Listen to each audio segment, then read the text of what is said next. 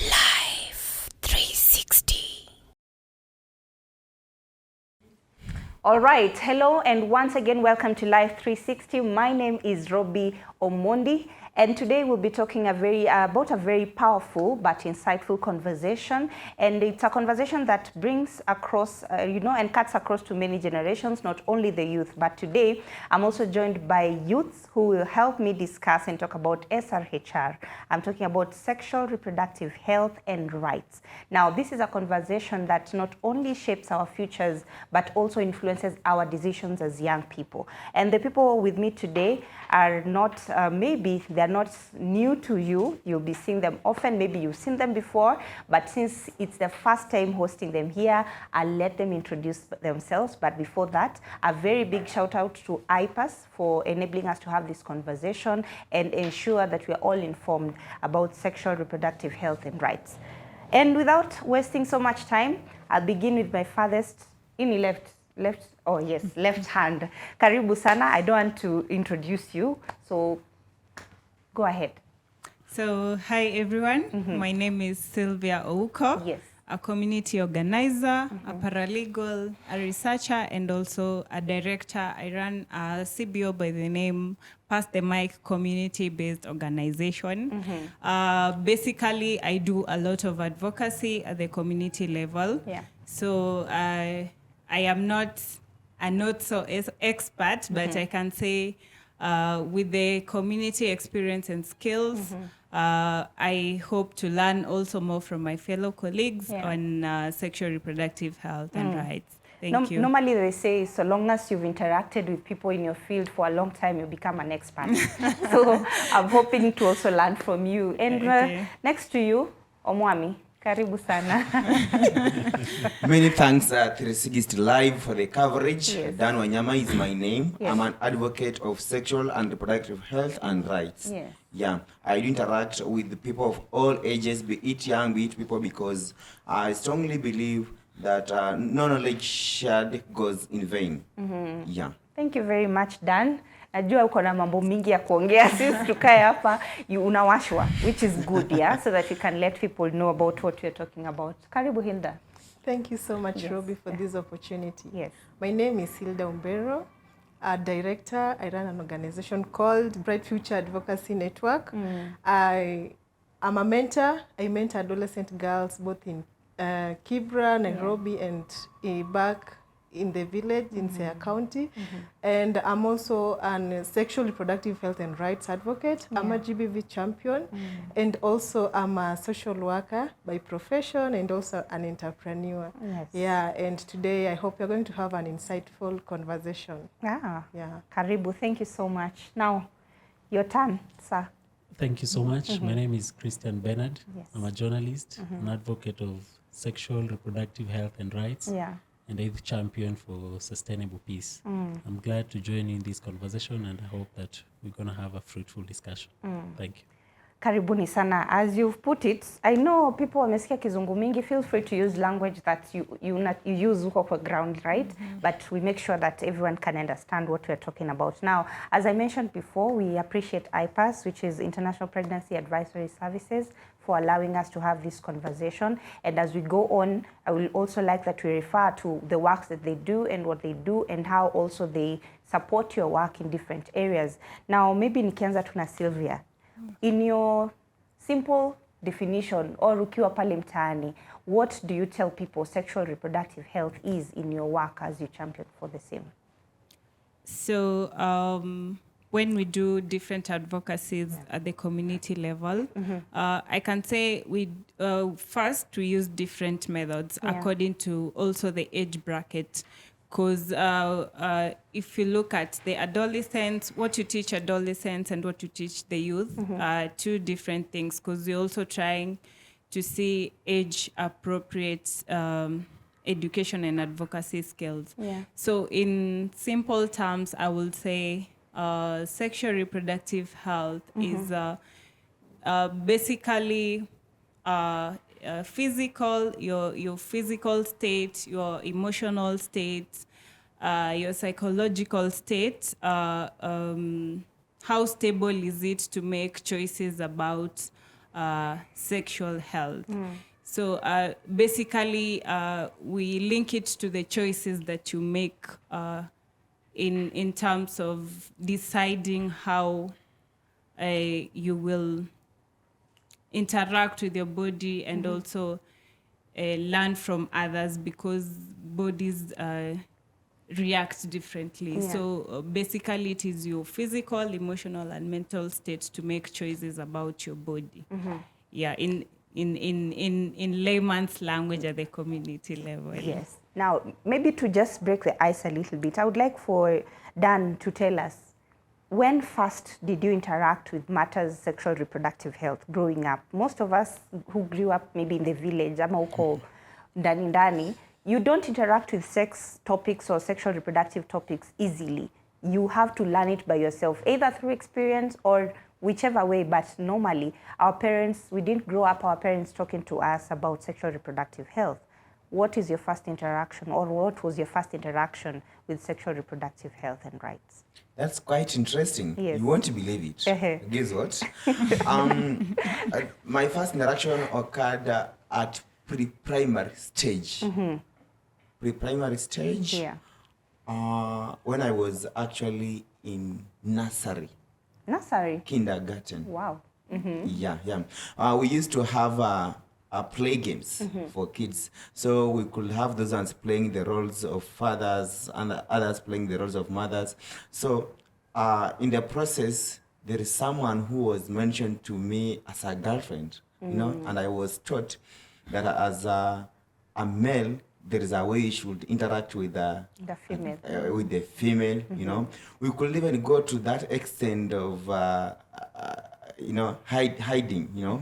Yeah, because matters to do with sexual intercourse are very sensitive Yes. in nature, and you know, you can't just practice them openly. So in the process, I got to know much about matters to do with the sex. Yeah.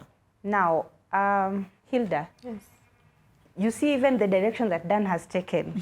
He has thought about sex when you're talking about sexual reproductive health. Yeah. However, sexual reproductive health is not sex. It's not about sex alone. Yeah. It's a huge topic that integrates other things when you're talking about sexual reproductive health. What does that mean to you, and how would you say, what does sexual reproductive health entail apart from sex?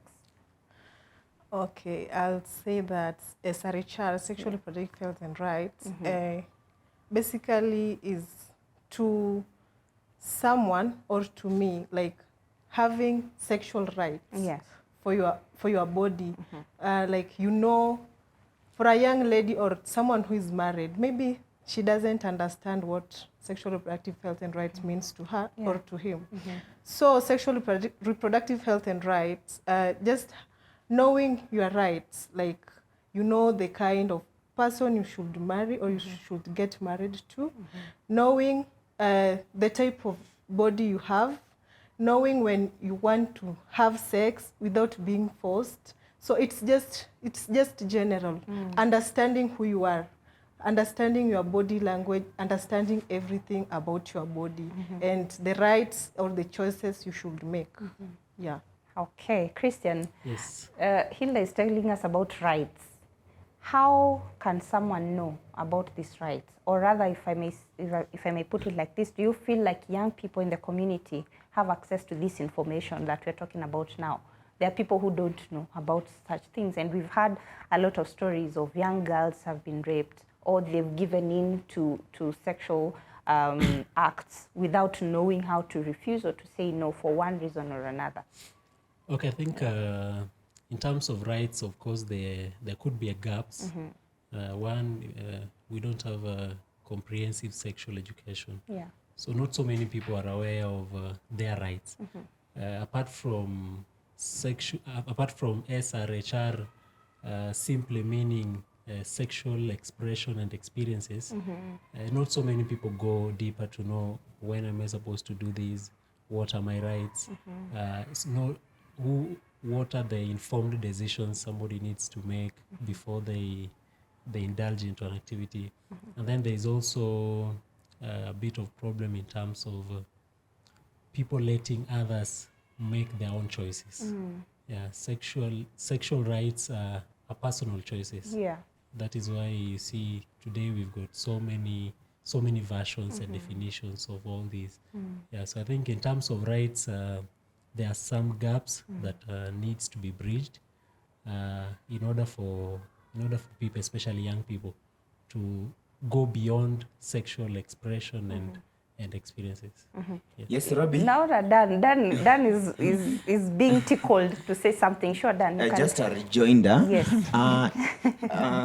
In line with what Hilda said, Yeah. sexual and reproductive health and rights Yeah. encompasses a lot. Sure. That is abortion, sexuality, and pregnancy, not just sex. Yeah. Yes.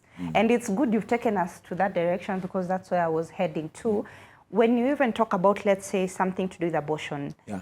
even saying it loudly in a community is really, really difficult. A good example, I'm sure, is Hilda, who works in a village somewhere where it's not easy for people to talk about these issues, but those things actually happen. We're talking about abortion, we're talking about unwanted pregnancies, and we're talking about, and especially abortion, it's the unmedicalized abortion, or abortion that is not medically induced. And the way and the manner in which it's conducted is life-threatening even to the mothers who are conducting this. So I would like to hear from you, Hilda, and also from Sylvia. In our communities, what are some of the experiences or the cases that you've handled when it comes to these issues, where you feel like if it was handled better, a life could have been saved, or someone's health could have been handled in a better way? We can start with you, Hilda.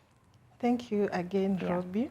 As I said, I work in the community, in Yeah. the village that is in Srhr County. Yeah. Once you speak about abortion, the community will just judge you like you are so immoral. Why are you telling my girls to abort? Yet this girl has a right to abort, to terminate the pregnancy, you know. That is why IPAS is there for us. Once you have all the information, once you want to do the abortion, just go to the hospital and it will be done in a meaningful way. Don't go to the quack doctors, you know. And those quack doctors, they don't have experiences. That is why people are dying. And when I go to the village and say, it is my right to abort, you must have reasons. I must have reasons why I want to terminate the pregnancy. So once you say that in the community first will judge you that you are so immoral, and you are educating those girls like you're also teaching them to be immoral like you. So the experiences and the things that you are going through, once you have the information, the right information, before you go to the village, just have the information with you first before saying things that you don't know. That is when those people won't judge you, once you know what you are talking about. Yeah. Now, and one thing I know that is important for us to put across is that it's not like we are supporting abortion. We're not telling young girls, if you're pregnant, go and have an abortion. But it's important to understand where the line is drawn. A good example, at some point, I think it's not even, I think Bungoma or Kakamega, there was a story that a young lady had been raped by an uncle who is a relative. Yeah. Now, that also is pegged to tradition. It's pegged to, you know, different issues that come along with such particular cases. And she was a young girl.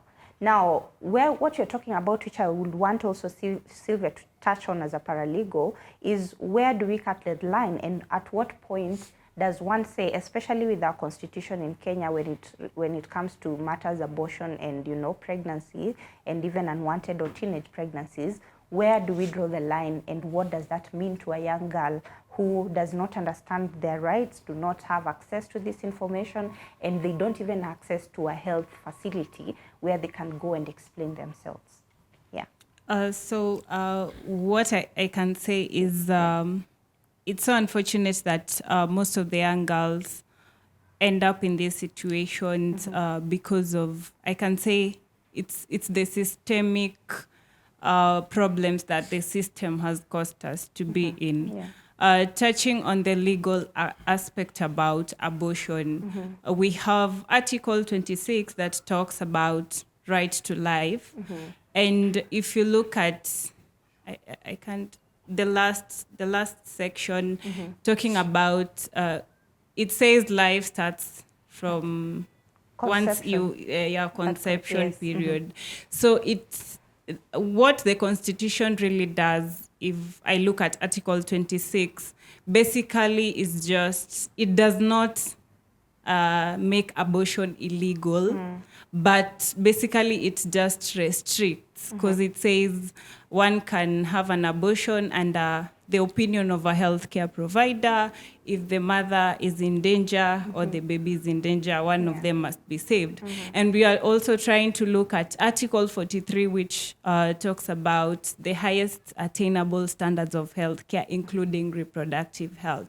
So it means that abortion is not really illegal. It's just that it's restricted. And since the community and people don't really get to understand what abortion is and the rights behind abortion, we find that some healthcare providers take advantage of that. So they make abortion very expensive. That's why we get to find our teenage girls, our youths, our young girls end up going to unsafe abortions, whereby nitapata quack atanipisha maybe 2,000 shillings, and it is Or very even unsafe, or even less. Yeah.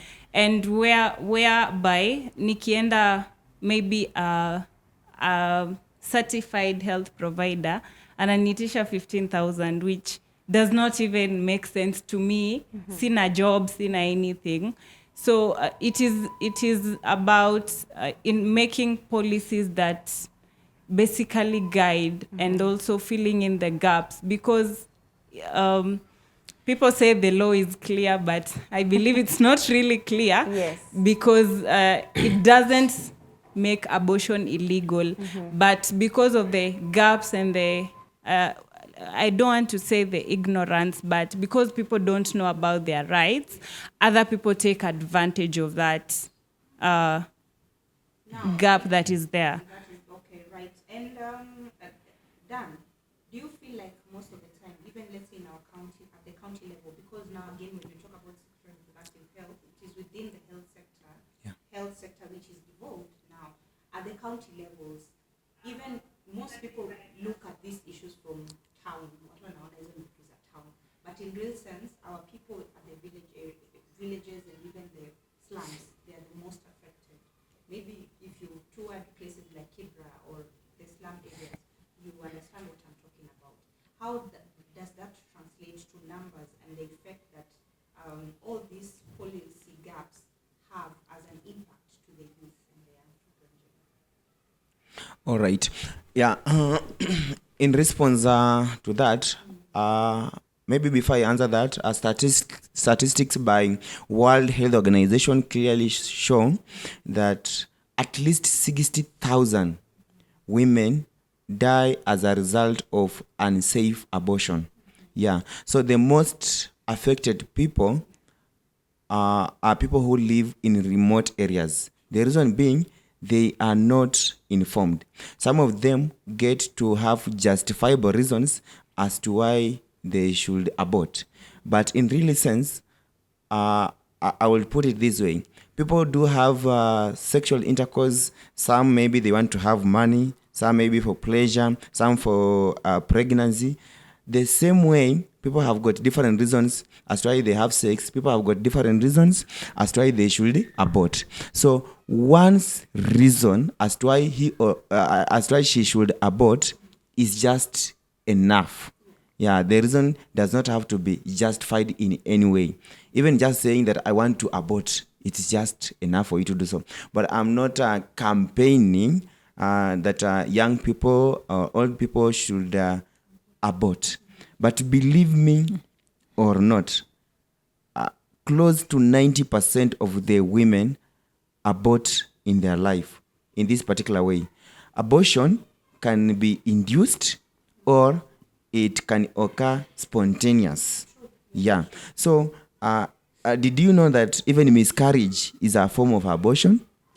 Yeah. So, yeah, scientifically speaking, a miscarriage is a form of abortion. So, majority of women do abort. Only that abortion has been criminalized. It's and stigmatized. So it's high time that we decriminalize abortion with one reason: to save life.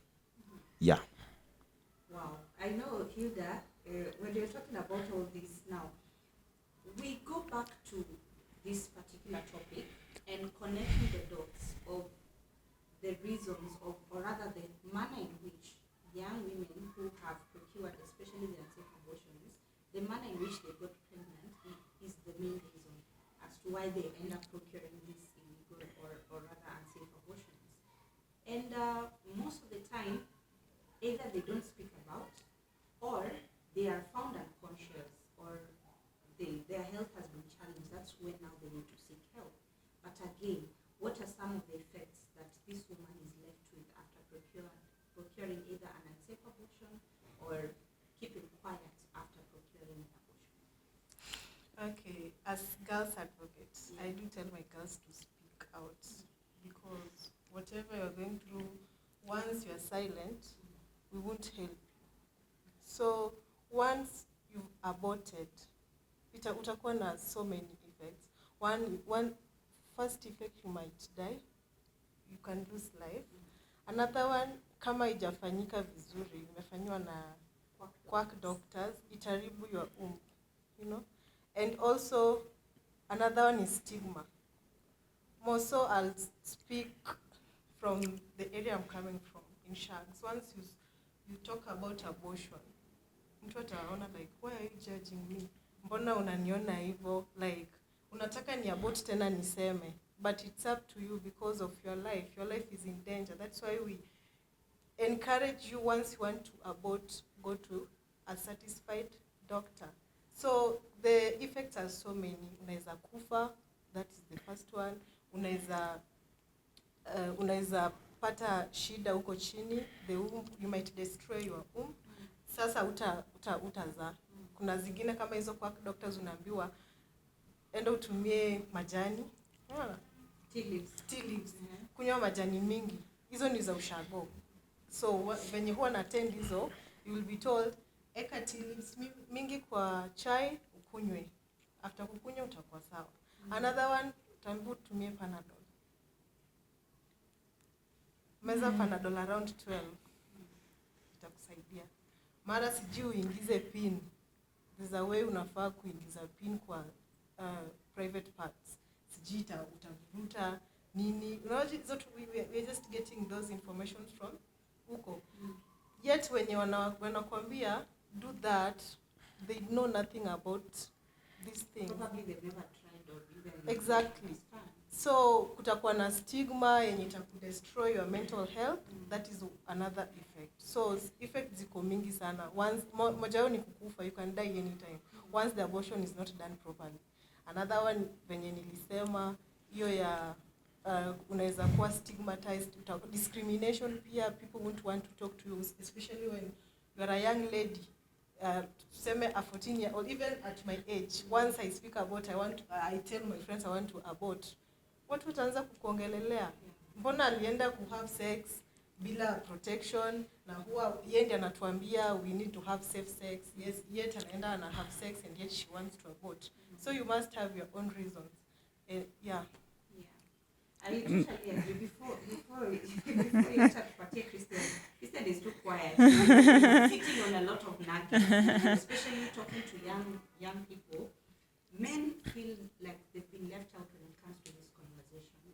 And when we talk, mostly, I'm not saying all the time, but when you talk about sexual and reproductive health, even the topic that we are into at the moment, where do men sit when it comes to these conversations?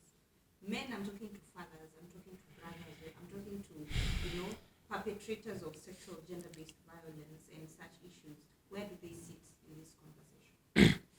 Okay, whereas the issue to do with abortion, for instance, is fully it's at the full discretion of the woman. It's the woman to make the choice. Yes, men. I kind of disagree, but well, I'll give you a chance to Yeah. Reason being, just as my friend Dan had said that, for instance, if someone was to have sex, they could be having it for different reasons.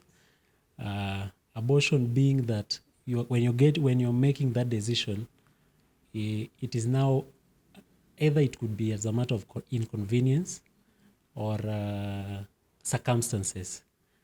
So that is why you see sometimes even these organizations that spearhead issues to do with safe abortion, they stress or emphasize the idea that it is the woman to make the choice. So as a man, for instance, we would only come in to give our suggestions, but when it comes to the final decision, it is in the full hands of the girl or the woman. Where do men sit in all this? I think there is a gap. Yeah, men that if you check even statistics of people who are championing for things to do with sexual reproductive health and rights, most of them are young girls. Most of them are women. Not so many men engage in this, but I think it's an impactful discussion that we need to bridge this gap. How are we going to do it? We have to amplify the need to be part of this conversation, because at the end of the day, if my wife makes a decision to abort, in one way or the other, I'm still affected. Yeah. You wanted to say something, Sylvia. Yes.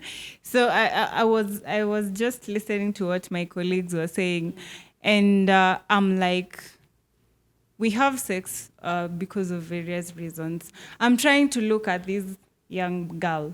We have sex for pads. Yes. We have sex for something to, let's say, pads, education, something like that. And sorry to put it like this, but nikituiko, men are the perpetrators. They are the highest number of perpetrators kwa ground. So if you stigmatize this girl because of choosing to abort, and you say she has a choice of her own body, you also had a choice to use condoms. Or to let that girl go. Why do you have to put it ati ndo nikubaie pad lazima ni have sex na wewe na sitatumia CD? Like that is Levi. So, and then another question I would like to pose to my colleagues, the two gentlemen. Are men ready to be part of this conversation? Because there's no point of maybe having this conversation and you're forcing them into the conversation. We first have to ask ourselves, are men ready to be involved in this conversation? Because the reason I am a sexual reproductive health and rights advocate as a woman, as a young woman, I also face a lot of battles at the community level.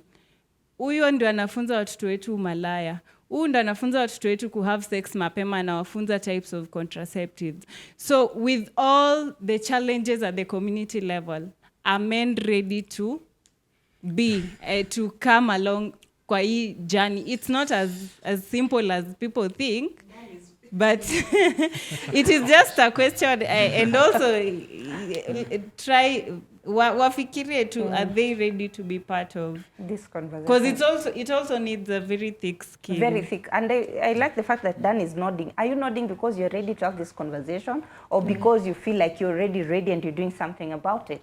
For me, Yes. I've been having this conversation, and that clearly portrays the reasons as to why I am here. Yeah. Maybe, yeah, I hope you are well answered. Huh?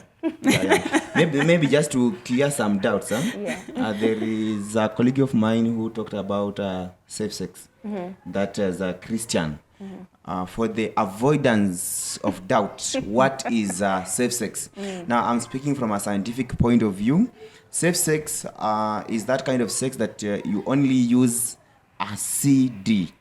That's a condom, to be specific. A condom, or else you do what we commonly refer to in our slang as kunyonga. In English, we say it masturbation. Yeah, don't judge me harshly when I say masturbation, because I do understand. I'm a Christian. Yeah, I'm a Christian. And some of the religious factors are the ones that really do affect matters to do with the Srhr. Okay. The fact that we have got more than 1,400 religions in the world, it should tell you something about it. Yeah, your beliefs in your particular religion are not my beliefs as well. So maybe just to make it easier, in my definition as a linesman, abortion is simply returning back your monthly periods. Simply returning back your periods. Yeah. Really? Yeah. Hilda, do you agree? Hilda is like, what are we talking about? It's like she's still trying to load. What are you saying, Hilda? So I think basically what I can term abortion is a fetus that cannot live outside the womb. Yes. Yeah. And the pills that are used for abortion, some of them ni za kurudisha sasa periods, but abortion is basically the reason we also say miscarriage is an abortion. It's because it's a fetus that cannot stay outside the womb. Basically a termination of a fetus, of a pregnancy. Yeah, Hilda. Yes. Yes, Dan speaks his mind, and he's actually speaking to someone. There are people who understand that language really, really well, and it's a language that maybe we're not ready for, or in terms of the forwardness that the conversation is taking, most people are still waiting and staying back, yet we are still letting other girls really get affected by the manner in which they conduct themselves, especially when it comes to teenage pregnancies.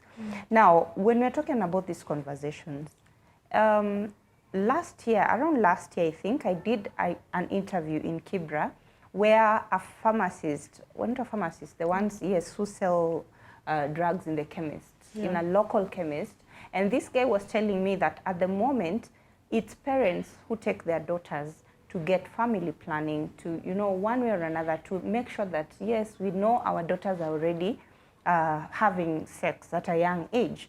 As parents, they have accepted and said, okay, the only thing I can do at this point is to make sure that my child is protected. But now we are protecting pregnancy, forgetting there are other diseases that come along. What is your take on that subject? Because again, even if you protect a child from pregnancy, you've given them a contraception. How are you protecting her from all these other diseases that come along, and how can we work on that? Yeah, that is why creating awareness is very important. Yeah. So once an awareness is created, once you tell people, like I personally, the girls I am mentoring back in the village or even in Kibra, they do get pregnant. That is something that is there. Yeah. Those people are sexually active. And you'll find that the parents are the one taking them to have contraceptions, So I do tell them that once you want to have sex, I won't be there when you're having sex. I will just give you direction. Once you want to do sex, just protect yourself, like condom. But siku hizi wanasema condom si si tamu. Dan will tell us more about that. Yeah, sure.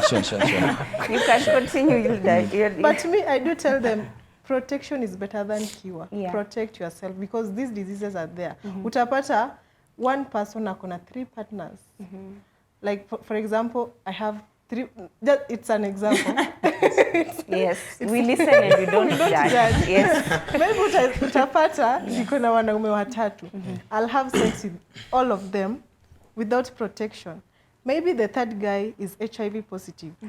Once he's infected, he will go and infect another person. So I do tell them, just protect yourself. Hata kama condom si tamu, just it's for your life. You will have that contraceptive. Utakuwa na pills, utameza hiyo P2, but umejiprotect au hujajiprotect. So mi nawaambianga, protect yourself. Use CD is the best. Venye mtu wangu alisema, CD or kunyonga. Hautakuwa satisfied ukinyonga. You know, we have different body types. You know, na hao watoto, hao wasichana, like Kibra, like me I come from Kibra. And I mentor girls from Kibra. Those girls are sexually active. Even hata kuniliko. And the questions that they will ask you, teacher, do you have sex? How do you feel? Are you a virgin? Those are the kinds of questions we expect or we answer when you are mentoring girls. So once uko na information, you know, unajua importance ya ku protect yourself, itakuwa better. So me, I do tell them, you are sexually active. Me, I won't be there when you're having sex. Yeah. Protection is the best. Yeah, and wazazi ndio wanapeleka watoto. Yes, utapeleka mtoto kuwekewa inaitwaje? Hizo pills. Umemprotect kwa HIV? No. Umeprotect to pregnancy. Once cause wanasemanga kuna contraception zingine haziko sawa, you know. Hata kama ujaribu kuprotect, mtoto wako atakuwa affected na HIV, na STD and hizo ugonjwa zote. So hata this is going I'm talking this, wazazi wetu tusipeleke watoto kwa contraception. Yeah. Especially without information. Without you know? information, Yeah. because once ukienda kwa daktari atakuuliza, once atakupima, mi nishatumia hizo, personal nishatumia, atakuuliza kwanza menses zako zinakuangaje, you know. So we umeenda tu umepeleka mtoto kwa pharmacy aikewe hiyo kitu ama meze hiyo, uji hormones za mtoto zikoaje. Yeah. Unaweza affect mtoto asipate ball later in future ama kwe affected. So hiyo affection inaweza kuwa psychologically, mentally, physically, because some of these pills wana react with our body changes. Yeah. All right, Christian. Yes. From a point of policy makers, Yes. sex education is not something we are seeing in schools right now. And I want to believe from what even we hear from our Ministry of Health and Ministry of Education, I think we still have a long way before sex education is incorporated in our education system. How do you feel that continues to bring or even to widen the gap that is already there when we talk about sexual and reproductive health rights? Okay, I think in terms of policy, one of the ways that could help work out the solution is collaboration. Collaboration, that is organizations that spearhead reproductive health and rights, incorporating the government, all stakeholders on board.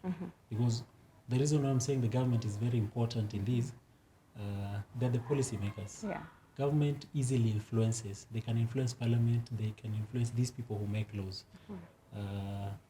So this thing needs to originate first from the top. The government being a wide area, all the way from parliament to the Ministry of Health, to other social and community health workers. So before we get to officers who are helping at the grassroots level, there should be proper policies. When it comes to policies, there are going to be ideas from the people. Yeah. But you can advance these ideas through the government, through the representatives we have, in terms of helping educate people. Not so many people are aware of anything else past sex, or past maybe pregnancy, or past abortion. The way we were saying that people are not really informed. Yeah, so I think if there could be a serious collaboration between the government and all stakeholders, then we can help have a comprehensive sexual education, so that even if it's not taught as a coursework in schools, but children or young girls or young women are able to know beyond sex what are the rights, what are the health complications you're likely to get out of misinformation. Yeah. All right. Yes. Yeah, there's something I was forgetting. I also wanted to urge the parents to at least be close with the adolescent girls, more so the adolescent girls or even the adolescent boys. Yes. Because these are changes, and this is something that our parents went through. So I'll just urge them, at least be close to your children, talk to them, know what they are going through. Yeah. At least kuwa tu karibu na mtoto wako. Be free, talk about this sexual reproductive health and rights, talk about safe sex, talk about abortion, you know, the effects of abortion. The effects can be positive and negative. So just be free to your children. Yeah. Now, I want us to shift the conversation a little bit. And what I usually say, especially when it comes to sexual reproductive health and rights, everyone, every human being, male or female, is a candidate of an effect or either positive or negative sexual reproductive health. So I want us to dive a little bit for anyone who has a lived experience when it comes to sexual reproductive health, to share with us and tell us something about, you know, what does it mean to you on a personal level. Sijui ni nani tunaweza anza na yeye. You're laughing. Should we start with you, Sylvia? Because this first part of the conversation was a general knowledge of what we understand and how we speak about it as you know, as champions in one way or another. So now this part, I want us to talk about how has it affected us individually and how are we maneuvering? Is it the reason why we're in this space, including myself, or not? Yes. Since ulicheka wa kwanza, let's start with you. Let me just use my personal story as to why I found myself in this space. So after growing up in an African setup, sex is forbidden. Hata zile channels zikiletwa, mama na mbaba wako the same nini. Unatoka tu, unajitoa tu mwenyewe sitting it's room. It's a cue for you to leave. Exactly. So finishing school, joined college, finished college. I'm like, I get these stories from my friends about sex, pleasure, how you feel. And I'm like, why don't I just try and experience this? I have never had any conversation with my mom about sex or sexual reproductive health. So after college, tried. After college? Yes. Okay, done. After college. Relax. Seriously? Yeah, after college. So because I also finished high school when I was still young, so I joined college haraka haraka. Mzazi anaogopa mtoto asikuwe exposed to nini life ya nje. Yes. So trying on my first trial, got pregnant. So currently I'm a mother to 2 girls. So I got pregnant during the trisex period. So I'm like, where do I even start? How old were you at this point? I was 20 years. Hiyo kitambo unajua tulikuwa tunagoja mpaka so got pregnant. I am torn apart. Where do I even start from? I can't have this conversation with my mom.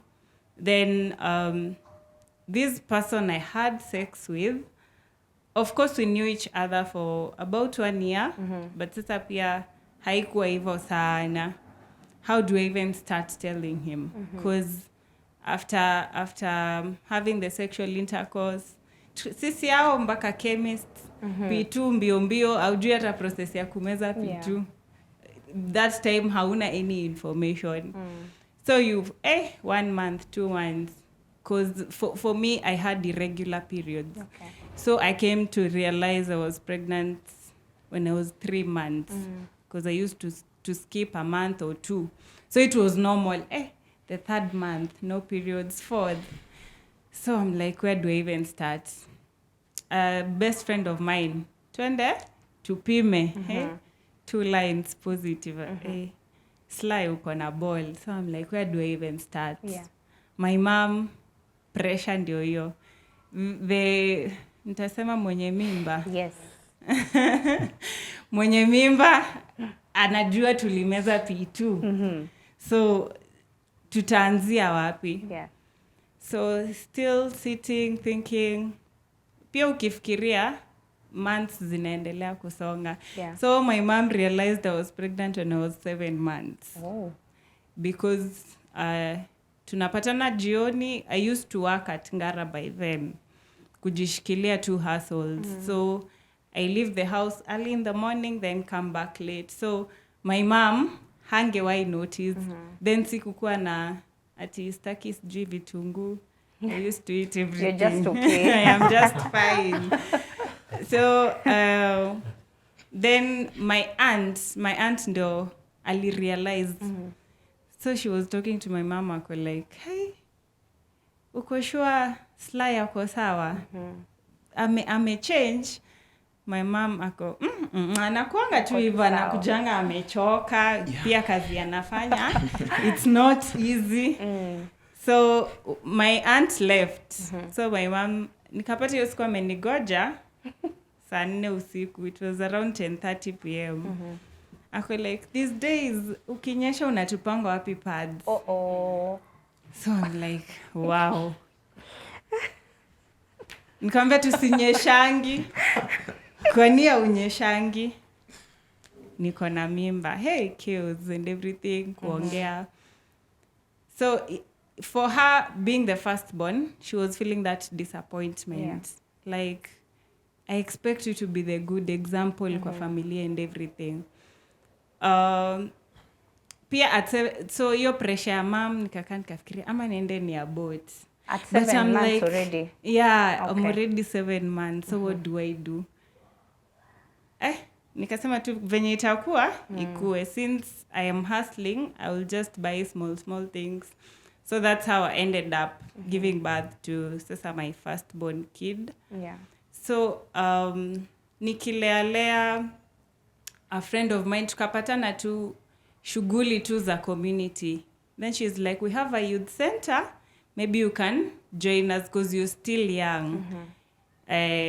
We have this organization, wanafunzanga, under 24. See, I am under 24, so I just stepped in. I'm like, contraceptives, family planning, condoms.